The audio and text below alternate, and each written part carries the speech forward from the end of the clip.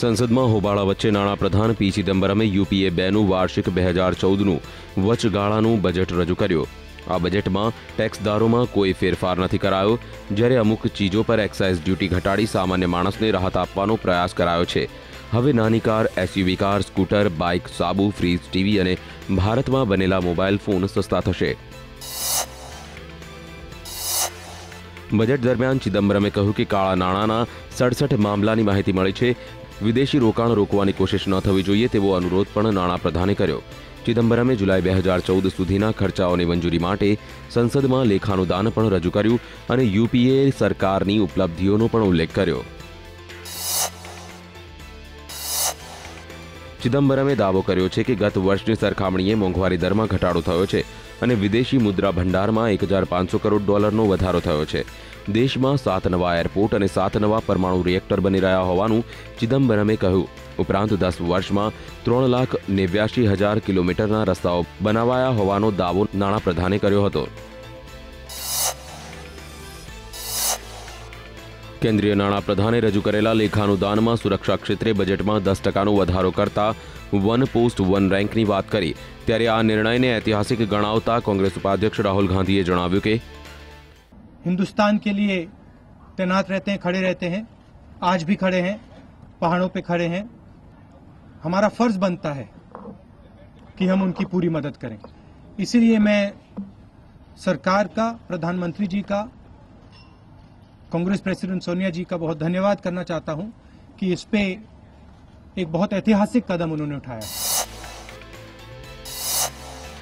P चिदम्बरमના વચગાળાના budget પર one સંરક્ષણ નિષ્ણાંત ભરત વર્માએ નારાજगी व्यक्त करता કહ્યું કે तोपखाना खाली है, ग्राउंड एयर डिफेंस खाली है, बहुत सारी चीजों की कमियां हैं, तो ये 10% से प्रॉब्लम सॉल्व नहीं होगी।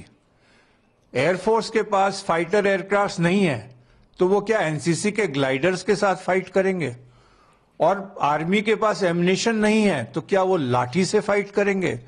तो इसमें बहुत बड़ा इजाफा करना बहुत जरूरी है। तो बीजी तरफ सिद्धार्थ बिरलाए बजट हकारात्मक होवानी बात करता जણાવ્યું કે कारण बढ़ने के कारण आज ऑटो इंडस्ट्री एकदम बहुत ज्यादा खराब सिचुएशन में थी। ऑटो ऑफटेक बड़ा खराब था, तो इन कारणों अगर थोड़ा भी ऑटो ऑफटेक बढ़ सके तो उतनी उन्होंने मदद करने की चेष्टा करी। तो आ तरफ जाણીતા ઉદ્યોગપતિ આદિ ગોદરેજે બજેટને આવકારતા કહ્યું કે The reduction in excise duty on a few items, I think, is very welcome because those sectors have been doing poorly. No, I think it's a good move. He did it on automobiles also, two-wheelers and four-wheelers. So I think these are good moves because these sectors have been suffering rather badly. તો જેડીયુના नेता अली अनवरे बजેટને બકવાસ ગણાવતા સરકાર પર પ્રહાર કરતા કહ્યું કે बकवास है, गरीबों के लिए और पिछड़े राज्यों के लिए कोई इनकी चिंता नहीं है, कोई इनकी योजना नहीं है। एक्सयूवी कार सस्ती होगी, मोबाइल सस्ता होगा। अब हम लोग कार खाएंगे, मोबाइल पिएंगे, अब ये इसी से जिंदगी चलेगी। इसका कोई मतलब नहीं चुनाव से पहले का, इनकी कोई ठोस योजना, सिर्फ लफाजी है और सिर्फ भाषणबाजी है। तो सीपीआई नेता डी राजाए देशनी आर्थिक स्थिति अंगे जણાવતા કહ્યું કે and the economy is in a very deep crisis and it is going to be challenging for any government that is going to be formed after the elections.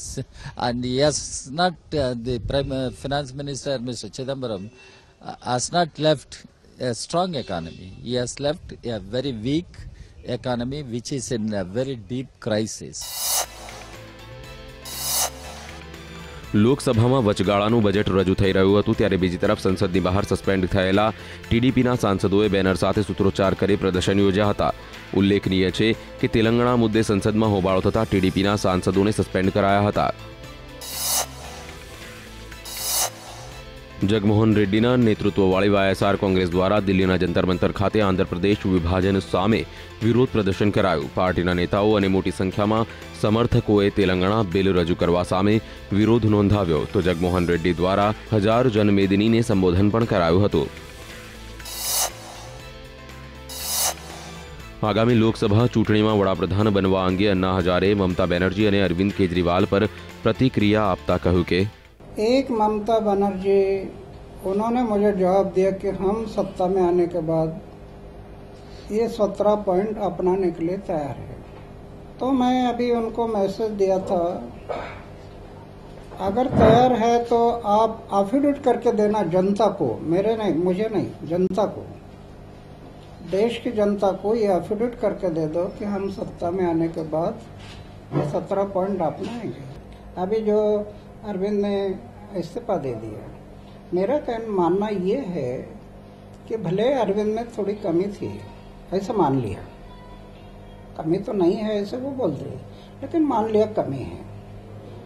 और वहाँ जो कांग्रेस और बीजेपी है, आप देश के लिए ये करते हैं, ऐसे आपकी सोच है कि हमें देश के लिए करते हैं, समाज के लिए करते हैं, तो थोड़ी कमी है तो सब मिलकर जनलोकपाल क्यों नहीं पास किया। તહેલકા મેગેઝિનના પૂર્વ સંપાદક તરુણ તેજપાલ સામે સ્થાનિક કોર્ટમાં 2900 પાનાની ચાર્જશીટ દાખલ કરાઈ છે, જેમાં તેજપાલને બળાત્કારનો આરોપી બતાવવામાં આવ્યો છે। બળાત્કારના નવા એક્ટ 2013 મુજબ તેજપાલને બળાત્કારનો આરોપી બતાવવામાં આવ્યો છે। તેના પર યૌન શોષણ અને મહિલાના સન્માન સાથે છેડછાડ કરવાનો આરોપ છે। ગોવા પોલીસે એમ પણ જણાવ્યું કે તેજપાલે ધરપકડથી બચવા માટે ભાગવાનો પ્રયાસ કર્યો હતો અને અમારી પાસે પુરાવા છે। ગત સપ્તાહે તરુણ તેજપાલે જમાનત માટે બોમ્બે હાઈકોર્ટમાં અરજી કરી હતી। હાલમાં તે પણજીથી 35 કિલોમીટર દૂર વાસ્કોની જેલમાં બંધ છે। અગસ્તા વેસ્ટલેન્ડ વીવીઆઈપી હેલિકોપ્ટર સોદામાં કથિત રીતે વચેટિયાઓ દ્વારા કરવામાં આવેલા દાવા અનુસંધાને બીસીસીઆઈએ પૂર્વ વાયુસેના અધ્યક્ષ એસપી ત્યાગીના સંબંધીઓની નવેસરથી પૂછપરછ શરૂ કરી હોવાના અહેવાલ છે।